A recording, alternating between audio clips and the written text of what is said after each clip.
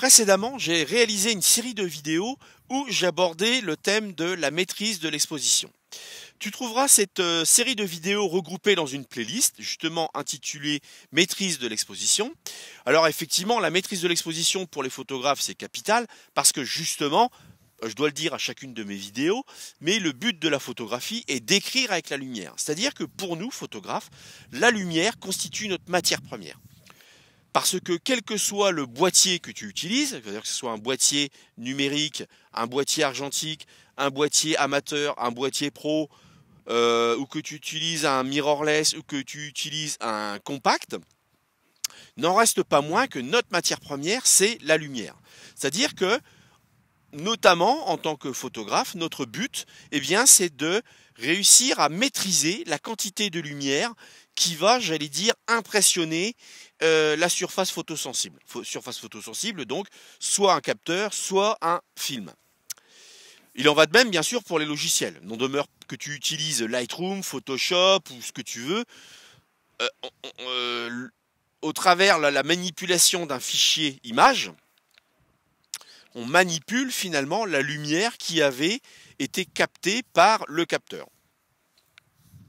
Donc finalement, pour étendre notre power photo, parce que c'est le but de cette chaîne, on doit apprendre à maîtriser la gestion d'exposition.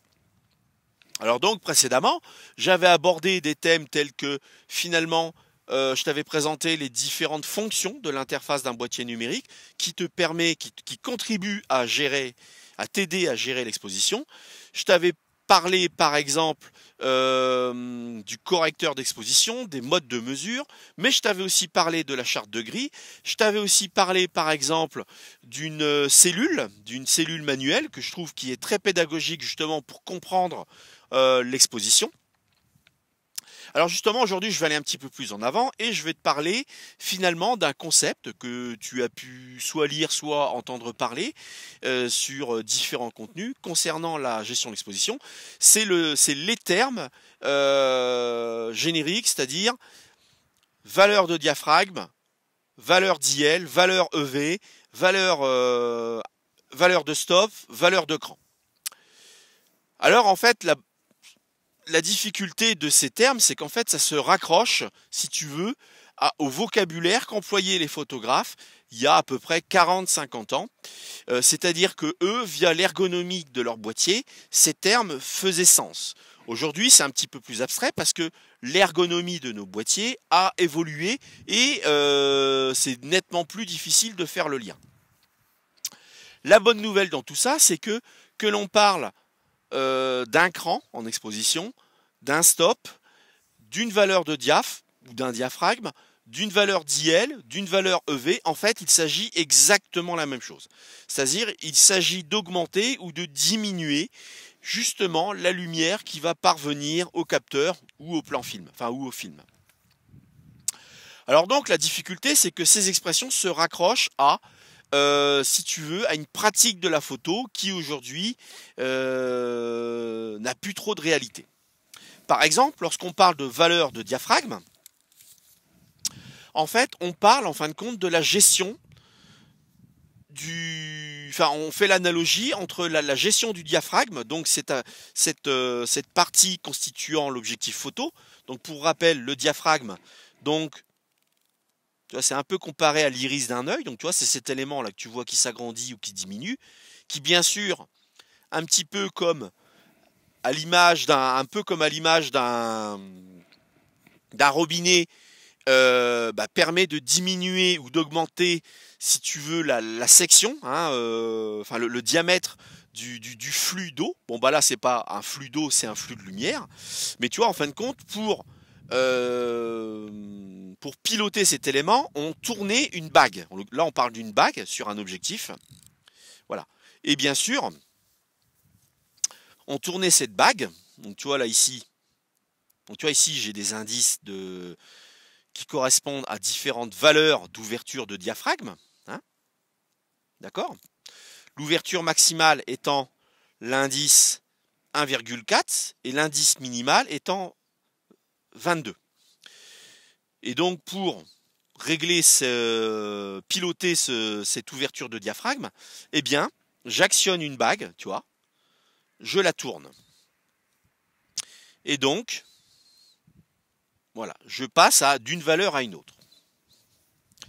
Donc voilà, à l'époque de l'argentique, donc, tu vois, ça avait une certaine réalité. Pareil pour, par exemple, le temps de pause. Lorsque je voulais varier le temps de pause, je tournais une molette sur mon boîtier et cette molette était graduée en valeur de temps de pause.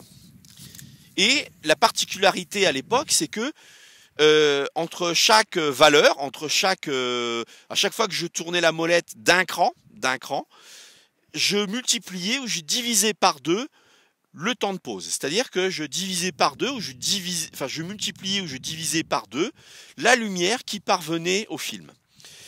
Et donc entre chaque valeur, à chaque fois que je tournais la molette, je la tournais dans un sens ou dans un autre d'un cran. Alors déjà, tu comprends le sens de l'expression d'augmenter d'un cran augmenter d'un cran l'exposition ou de diminuer d'un cran. Parce que l'on parlait à l'époque d'une molette sur le boîtier ou de la bague de l'objectif, eh bien on tournait d'un cran en fin de compte pour accéder d'une valeur à une autre, d'accord, voilà, concernant le temps d'exposition ou la gestion du diaphragme de l'objectif. Alors à l'époque, concernant la sensibilité ISO, on tournait pas une molette, on changeait de pellicule. C'est-à-dire que soit que j'avais une série de pellicules, par exemple dans ma besace, j'avais par exemple une pellicule de 100 ISO, une pellicule de 200 ISO, une pellicule de 400 ISO, une pellicule de 800 ISO, etc. Et lorsque je voulais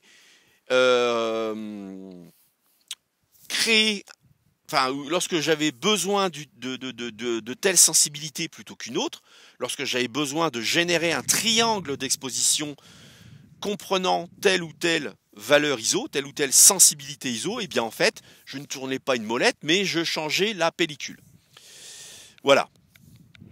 Donc à l'époque de l'argentique, on faisait facilement le lien quand on parlait de cran ou de valeur de diaph, parce qu'on tournait des molettes. Alors, le lien entre une valeur de diaphragme et un temps d'exposition, il est simple. C'est qu'en fait, tu comprends bien qu'entre un temps d'exposition correspondant, par exemple, à 1 seconde et un autre temps d'exposition correspondant à 2 secondes, tu es d'accord avec moi que lorsqu'on expose 2 secondes, on laisse 2 fois plus de lumière atteindre le film et ou le capteur photo que lorsqu'on expose 1 seconde. Hein, de 1 seconde à 2 secondes, tu es d'accord avec moi qu'on multiplie par 2. Il en va de même pour les valeurs de diaph sur les objectifs de l'époque. Il y a à peu près 50 ans, la graduation sur la bague de gestion de diaphragme était en fait des multiples. C'est-à-dire qu'à chaque fois que je tournais la molette, eh bien, j'augmentais la quantité ou je divisais la quantité de lumière par 2 parvenir sur le plan film. Bon, entre-temps, bien sûr, dans les années 70-80, malgré tout, sur les objectifs, eh bien, ils ont créé des crans intermédiaires. C'est-à-dire que précédemment, on passait de l'ouverture 2.8 à l'ouverture 4, F4, hein, F de 8 à F4. Là, ça correspondait à doubler le temps de pause. Eh bien, dès les années 70-80, dès les années 70, eh bien, il y a eu c'est généralisé les objectifs où le diaphragme était gradué non pas en multiples de 2, hein, mais ce coup-ci en tiers de diaphragme. Donc là, pour le coup, déjà, il y avait une forme de complexification, tu vois. Et donc le décalage entre l'expression augmentée, l'exposition d'une valeur de diaph, et puis la réalité concrète matérielle de piloter son diaphragme, où là on n'était plus en valeur complète, c'est-à-dire en multiple, mais en tiers de valeur.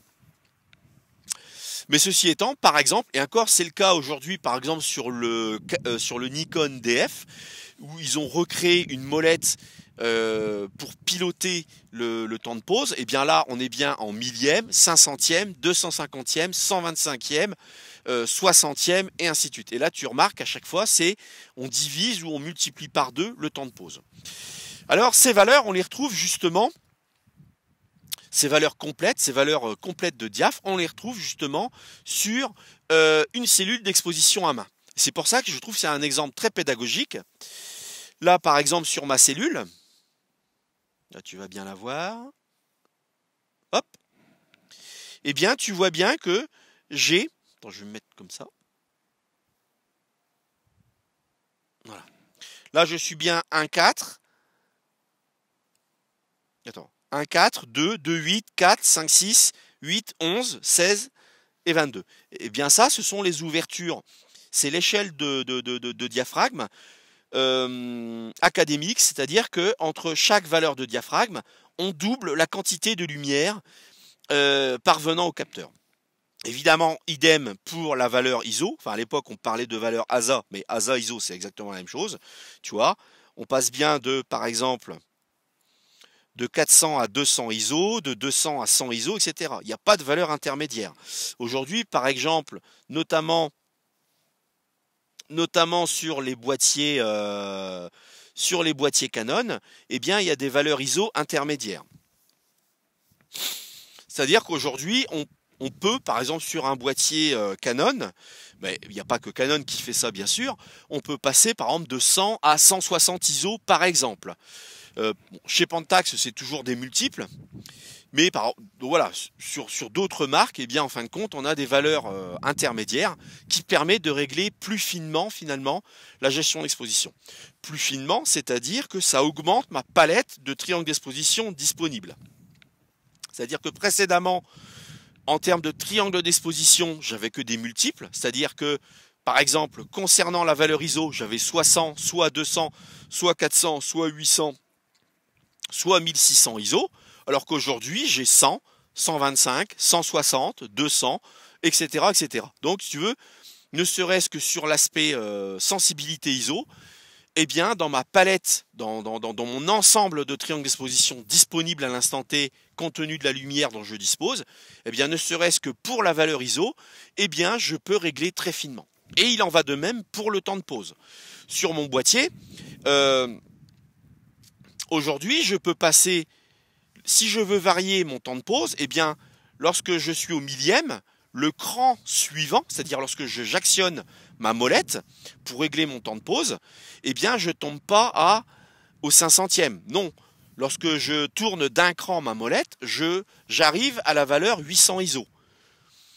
Je retourne d'un cran supplémentaire, je suis 800 ISO, 8 centièmes de seconde. Lorsque je tourne ma molette d'un cran supplémentaire, je suis au 640e de seconde. Et lorsque je tourne d'un cran supplémentaire, cette fois-ci, je suis bien au 500e. C'est-à-dire que là, pour le coup, j'ai bien diminué d'une valeur de diaph totale par rapport au millième de seconde. Hein, tu es d'accord avec moi que lorsque je suis au millième de seconde et lorsque je suis au 500e de seconde, lorsque je suis au 500e de seconde, je laisse passer bien 2 fois plus de lumière qu'au millième de seconde, c'est logique. Et si je veux encore augmenter d'un diaphragme, mon exposition, eh bien je vais diviser 500 par 2 et je vais obtenir le 250e de seconde. Mais encore une fois, sur mon boîtier, si je continue à tourner ma molette d'un cran, eh bien du 500e de seconde, je vais passer au 400e de seconde. Je retourne ma molette d'un cran supplémentaire, je suis au 320e de seconde. Et là, ce coup-ci, encore un cran supplémentaire, je suis au 250e de seconde. Bon, tout ça, ça s'explique parce qu'encore une fois, c'est des réglages, c'est un pas, si tu veux, de tiers de diaphragme. Hein. C'est-à-dire que lorsque je tourne ma molette, je diminue et j'augmente d'un tiers de diaphragme la quantité de lumière qui parvient au capteur. On n'augmente plus, on diminue plus d'un diaphragme complet. Tu vois, si tu veux, c'est un réglage beaucoup plus fin. Mais encore une fois, c'est ce qui produit, si tu veux, cette ambiguïté, cette difficulté, ce degré d'abstraction supplémentaire. Lorsque l'on parle de diaphragme, enfin d'augmenter ou de diminuer d'un diaph ou d'un diaphragme la valeur d'exposition, eh bien par rapport à ce que matériellement, physiquement, j'observe lorsque je manipule mon matériel. C'est là, si tu veux, la difficulté. Alors là, tu vois par exemple qu'au millième de seconde à ouverture de 8 de diaphragme, à 400 ISO, je suis correctement exposé. Par contre, si je tourne ma molette de gestion de valeur ISO, Tu vois, là j'ai tourné d'un cran, donc de 400 ISO, je suis passé à 200 ISO. Donc je suis à -1, ici sur mon bar graphe. Si je tourne une nouvelle fois d'un cran, donc de 200 ISO, je passe à 100 ISO, et là tu vois bien que je suis sous-exposé de 2 crans complets sur mon bar graphe. Inversement, si je repasse à 400 ISO et que je veux surexposer d'une valeur de diaph, eh bien je tourne d'un cran, ici, ma molette qui me permet de gérer ma valeur ISO. Donc de 400, je passe à 800 ISO, évidemment. Et là, je suis bien à +1 sur mon bar graphe. Alors, ce même exercice, je peux le faire pour chacun des 3 éléments du triangle d'exposition. Donc là, si je veux sous-exposer d'un cran, c'est-à-dire d'une valeur de diaph, mon temps de pause, je tourne ma molette. Mais là, le truc, c'est que, tu vois, si je tourne d'un cran, je n'arrive pas au 500e, mais par contre, j'arrive à une valeur intermédiaire, le 800e. Et tu vois que ici, sur mon bar graphe, ça correspond à un tiers de diaph. Je tourne ma molette d'un cran supplémentaire. Là, j'arrive au 640e, et là, je suis à 2 tiers de diaph. Donc, c'est-à-dire je surexpose de 2 tiers de valeur. Voilà. Et après seulement, au bout du 3e cran, j'arrive au 500e. Et là, je suis bien à +1.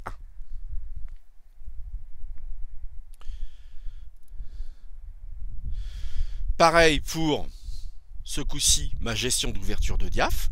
Là, si je veux ce coup-ci sous-exposer d'une valeur de diaph, je tourne ma molette d'un cran. Mais là, j'arrive encore une fois à 1 tiers de diaph. Je tourne une nouvelle fois, je suis à 3,5. Et il faut que je tourne encore une fois pour arriver à F4. Et là, à F4, je suis bien à -1. Donc finalement, que ce soit pour mon temps de pause ou ma gestion d'ouverture de diaphragme, j'ai un pas, c'est-à-dire que chaque cran, chaque pas, correspond à un tiers de valeur et non pas à une valeur de diaph complète. C'est là où est l'ambiguïté en fait, dans les appareils photo numériques actuels. Sachant qu'aujourd'hui, la plupart des appareils photo numériques proposent des valeurs ISO intermédiaires. Chez Pentax, pour l'instant, on est bien sur des valeurs complètes où à chaque fois je double, donc 100, 200, bon, 200 x 2, 400, 400 x 2, 800, 800 x 2, 1600, et ainsi de suite. Mais maintenant, sur pas mal de boîtiers, bon, je sais que Canon c'est le cas, j'ai des valeurs ISO intermédiaires qui correspondent à des pas correspondant à des tiers ou à des demi-valeurs de diaphragme. Mais là, pour le coup, c'est pour ça que sur la valeur ISO, chez Pentax, c'est assez pédagogique. C'est-à-dire qu'à chaque fois, je double ou je divise par 2 la sensibilité. À la base, il en allait de même pour le temps de pause. C'était que des multiples ou des divisibles, je ne sais pas si ça se dit. Pareil pour la gestion de l'ouverture de diaphragme de l'objectif. En principe, on passait à la base de 8 à F4 directement. Alors que maintenant, tu vois, c'est pareil, j'ai des valeurs intermédiaires, tu vois, 4, 5, 5, et enfin 5, 6. Alors qu'à la base, on passait en gros, de 8 à F4 à 5, 6. Et tu vois qu'effectivement, si je suis ces ouvertures de diaph, à temps de pause et à valeur ISO égale, donc tout à l'heure j'étais donc à 2,8, 400 ISO. Entre-temps, ça s'est éclairci. Donc là, tu vois, par exemple, je suis au 800e à 400 ISO, à f2.8. Donc là, je suis bien. Mon indicateur de temps de pause est bien sur le niveau 0. Et si je veux surexposer, eh bien, lorsque je tourne d'un cran ma molette de gestion du diaphragme, eh bien là, ce coup-ci, tu vois bien que je suis bien sur des tiers de valeur, hein, comme tu peux le voir sur mon bar graphe. Et à F4, je suis bien à +1. À 5, 6, je serai bien à +2. Tu vois. Après, à F8, je serai bien à +3. Et ainsi de suite. Donc pour récapituler, aujourd'hui, lorsque l'on dit que l'on augmente d'une valeur de diaphragme l'exposition, ça équivaut finalement à doubler la quantité de lumière qui va parvenir au capteur. Lorsque je dis que je diminue d'un diaphragme, d'un diaph, mon exposition, ça équivaut à diviser par 2 la quantité de lumière qui va parvenir au capteur. Le deuxième point, c'est qu'aujourd'hui, via l'ergonomie de nos boîtiers numériques, lorsque j'actionne mes molettes, je n'augmente plus ou je diminue plus d'une valeur complète de diaphragme, je peux augmenter ou diminuer d'un tiers de diaphragme. C'est là où il y a un décalage et c'est là où ça entretient une ambiguïté. D'autre part, l'ambiguïté, c'est aussi du fait d'employer le terme diaphragme pour désigner une quantité de lumière, donc quelque chose d'abstrait, avec une analogie par rapport au diaphragme que constitue l'objectif. Voilà. Mais c'est parce qu'à l'époque, lorsque je tournais la bague de mon objectif, le crantage faisait que à chaque fois, je multipliais par 2 ou je divisais par 2 à chaque fois que j'actionnais ma bague, à chaque cran que j'opérais sur ma bague. Donc je multipliais par 2 ou je divisais par 2 la lumière qui parvenait au film.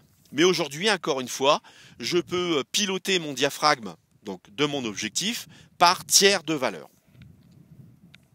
Alors tu vois, quelque part, c'est rendre compliqué quelque chose qui est assez simple en fait. Et encore une fois, la meilleure façon de comprendre tout ça, c'est vraiment l'expérimenter sur le terrain. Alors, ton aide concrètement, c'est le bar graph. Tu vois, c'est cette échelle graduée que tu as sur ton écran et qui te permet de voir qu'à chaque fois que tu tournes ta molette, par exemple, admettons que tu es en priorité ouverture, c'est-à-dire que toi, tu as décidé que tu allais travailler, par exemple, à 5-6, et donc les deux paramètres suivants que tu peux faire varier, c'est soit ta sensibilité ISO, soit ton temps de pause. Eh bien, si tu te livres à l'expérience de tourner ta molette de gestion de temps d'exposition, tu verras qu'à chaque cran, eh bien, tu augmentes ou tu diminues le temps de pause par tiers, par palier de tiers. Alors ça, tu peux le régler dans tes préférences boîtier parce qu'aujourd'hui, la plupart du temps, en sortie usine, c'est un réglage par tiers de diaphragme, mais tu peux, toi, choisir de travailler en demi-diaphragme. C'est-à-dire que par rapport à l'exemple que je te citais précédemment, plutôt que de passer du millième au 800e, eh bien, tu vas passer à une valeur intermédiaire. Par exemple, si tu veux passer du millième au 500e, eh bien, tu vas passer du millième, 750e, 500e, tu vois. Voilà. Mais ça, c'est des préférences utilisateurs. Je trouve ça très bien qu'aujourd'hui, justement, suivant ta pratique de la photo, eh bien, tu peux justement, j'allais dire, édicter à ton appareil ta façon de travailler, ta façon d'appréhender la photo. À l'époque de l'analogie, à l'époque analogique, c'était l'appareil qui te dictait sa façon de travailler. Aujourd'hui, c'est un peu l'inverse. On attend de l'équipement qu'on achète, que l'on puisse le personnaliser suivant notre façon de travailler, notre façon de fonctionner. Et moi, personnellement, je trouve ça très bien comme ça. Donc, encore une fois, la meilleure des choses pour bien comprendre ces concepts qui sont quand même un peu indispensables à maîtriser, c'est tout simplement de se livrer à une petite expérimentation sur le terrain et tu vas voir qu'avec un petit peu de manipulation, ça vient tout seul.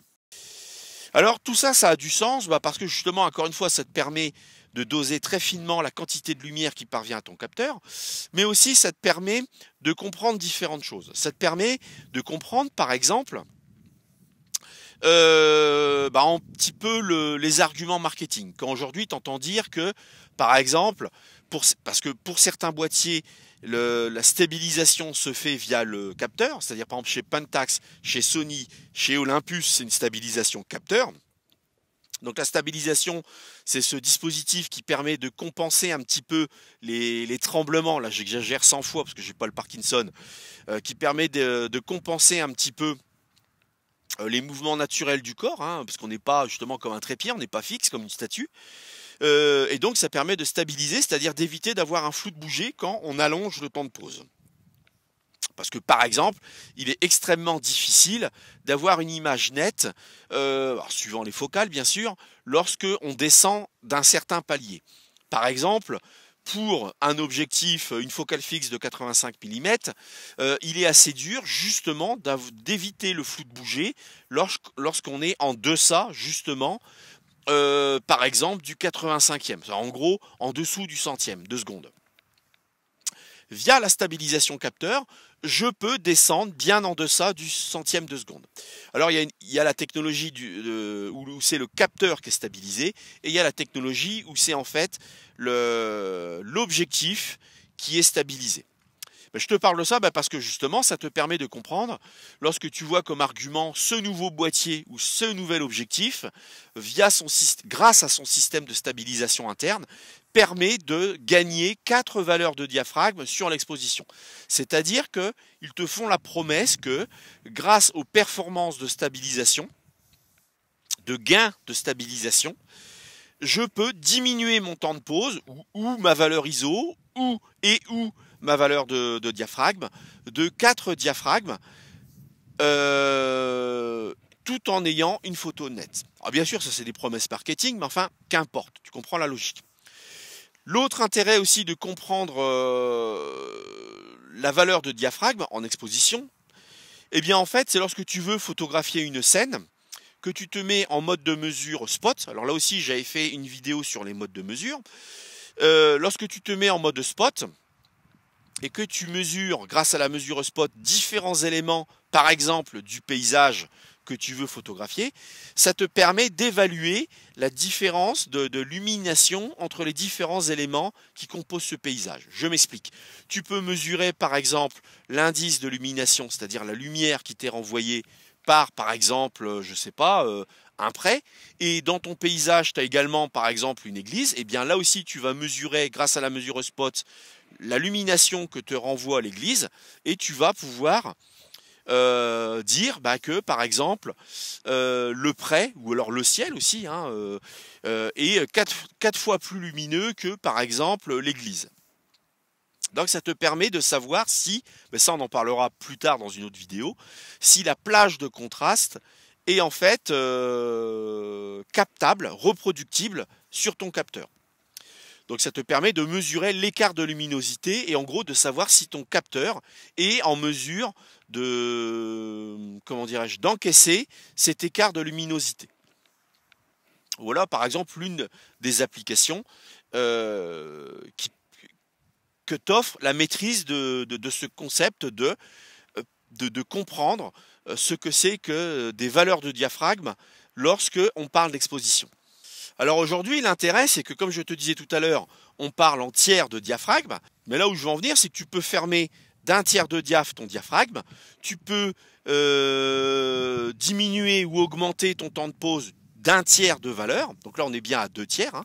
Si par exemple tu diminues d'un tiers ta valeur de diaph de ton objectif, si tu diminues d'un tiers de diaph ton temps de pause, et si tu diminues d'un tiers de diaph ta sensibilité ISO, suivant la marque de ton boîtier, par exemple chez Canon, ils permettent cette option, eh bien tu obtiens bien donc justement une valeur complète. Donc tu vois, pour te dire que l'intérêt, c'est que tu peux, en termes de triangle d'exposition, eh bien tu peux produire un triangle d'exposition, j'allais dire beaucoup plus fin qu'il y a 40 ou 50 ans, où tu peux, t'avais pas énormément de marge de manœuvre. Alors qu'aujourd'hui, grâce aux performances des boîtiers actuels, où tu peux gérer par tiers de valeur de diaph, eh bien, tu as finalement une plus grande palette de triangles d'exposition à ta disposition, et donc tu as une plus grande palette de triangles d'exposition pour te permettre de matérialiser, de fabriquer la photo que tu voulais réaliser.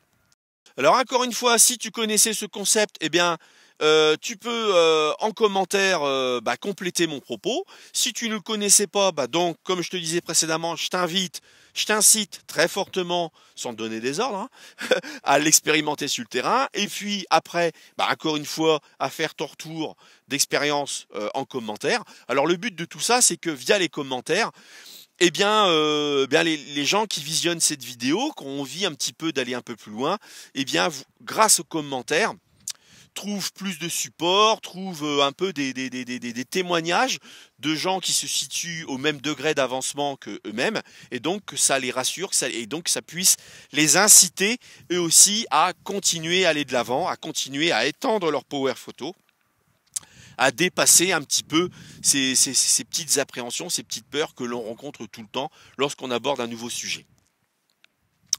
En attendant, évidemment, reste curieux, faites belles photos, et donc à bientôt dans une prochaine vidéo.